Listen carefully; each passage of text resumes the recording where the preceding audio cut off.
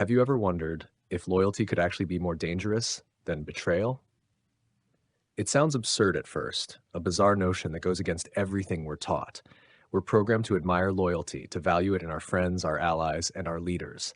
Loyalty is a virtue, a golden chain that binds a team together, a noble force that builds trust and holds empires in place. But what if that's only part of the story? What if that very chain is slowly crushing the life out of the system it was meant to protect? What if the very people who are most loyal are the very ones who keep dysfunction alive, who prevent a necessary evolution, a vital change? Long ago, in a kingdom far removed from the myths of kings and queens, lived a scholar named Calin.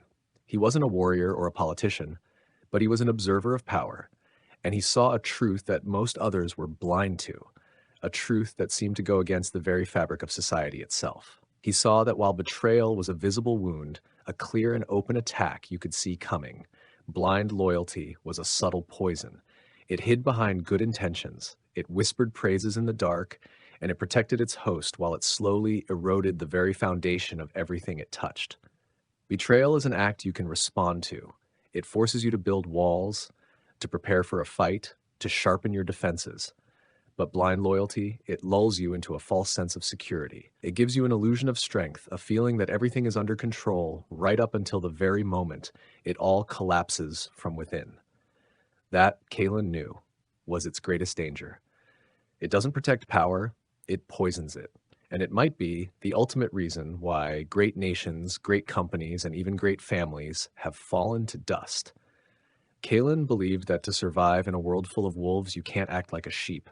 You have to understand the game, not just hope it plays fair. That's why his words often made people uncomfortable. He wasn't trying to comfort you, he was trying to wake you up. And once you see what he saw, you can never look at loyalty or leadership the same way again.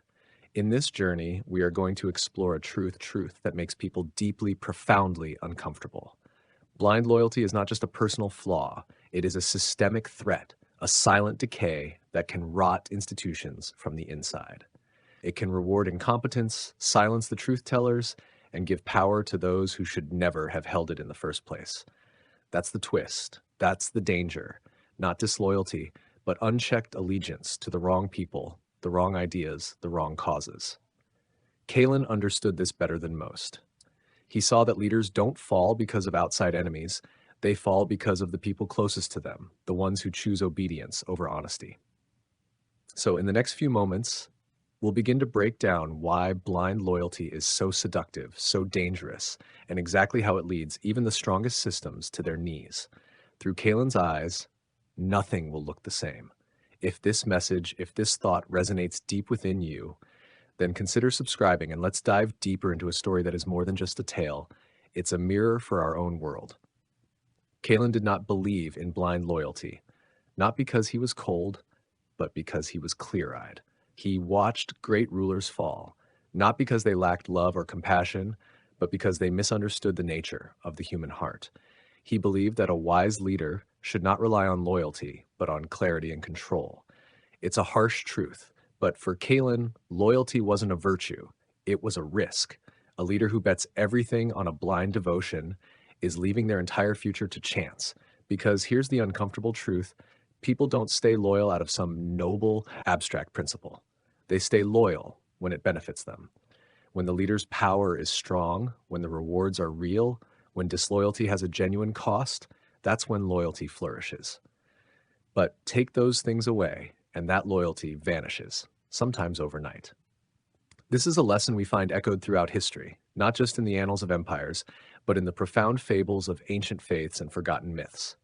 Consider the story of the ancient prophet, surrounded by his followers, who proclaimed their undying devotion. When the path was easy, when the miracles were clear, their loyalty was absolute. They bowed, they obeyed, they sacrificed. But the moment the trials became difficult, when their leader's vision was questioned, when the comfort of their lives was threatened, their loyalty became fragile, it became sentimental, and it was easily broken. The most dangerous kind of betrayal is the one you didn't see coming, from someone you thought was loyal to the very end. Calin saw that loyalty without power or incentive is but a whisper in the wind. A traitor stabs you in the back with a clear motive you can see and react to. But the blindly loyal, they wear a smile, they nod in agreement, they say all the right things while they quietly lead you into the dark. They block the truth from ever reaching you in the first place. They filter what you hear, they say everything is fine, they protect your ego instead of protecting your mission. When you're surrounded by these people, you lose your grip on reality. You start operating inside a bubble where bad ideas sound brilliant and where warning signs are tragically ignored. Kalen understood this trap. He saw that blind loyalty creates a false sense of security, a safe zone that isn't real, a zone where no one pushes back, where no one tells you when you're wrong, where silence replaces strategy. And that silence, that's what kills more leaders than open rebellion ever could. By the time you realize something's wrong, it's already everywhere. Blind loyalty doesn't just keep you comfortable, it keeps you blind. Toxic loyalty builds an echo chamber, an environment where only one voice matters, the leaders. Everyone else just reflects it back. At first, it feels like unity, it feels like harmony, but that's the danger, when no one pushes back. Leaders surrounded by blind loyalty stop hearing what they need to hear and only hear what they want to hear. They are told they're brilliant, even when they're wrong. They're told everything's fine, even when it's falling apart. People nod, smile, agree, not because they believe, but because they're afraid to speak. That's not loyalty, that's fear in disguise. And when fear runs a system, the system breaks. Mistakes go unchallenged. Problems are ignored. Feedback disappears. The organization forgets how to adapt. It loses its internal resistance, the very thing that keeps it alive. Over time, truth becomes dangerous, dissent becomes betrayal, and honest people either fall silent or they leave. What's left is a room full of yes men, a hollow leadership, and a fake sense of control. Kalen saw this centuries ago. He saw that unchecked loyalty doesn't strengthen power, it isolates it. Leaders who are never challenged grow blind. They lose their grip on reality, and they start believing their own echo. That's when the real damage begins. When leadership stops listening, collapse is just a matter of time. Not because of outside attacks, but because no one on the inside dared to say, this isn't working.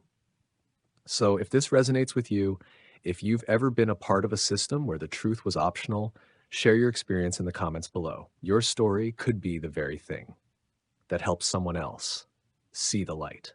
And if you're ready to see this truth through to the very end, then make sure you're subscribed. Blind loyalty doesn't appear by accident. It's manufactured by systems that reward silence and punish truth. In many organizations, loyalty isn't measured by integrity or results. It's measured by obedience. Say the right things, agree with the right people, and you move up. Ask the wrong questions, even politely, and suddenly you're not a good fit. That's how systems protect themselves, not with force, but with culture. A culture that rewards those who comply and quietly pushes out those who don't. Truth tellers are labeled difficult. Independent thinkers are seen as threats. People who challenge the status quo are isolated, not for being wrong, but for being inconvenient. Over time, that creates a culture where people learn that staying quiet is safer than being honest, where promotions go to the most agreeable, not the most capable. The result is a closed loop, no correction, no resistance, just one voice echoing louder and louder until the system forgets how to think for itself. This is how great companies go bad, how promising governments lose their way, not because of a single bad actor, but because no one around them had the power or the courage to say, stop. Kalen would have called it a political trap. A structure that feeds on loyalty and starves out truth.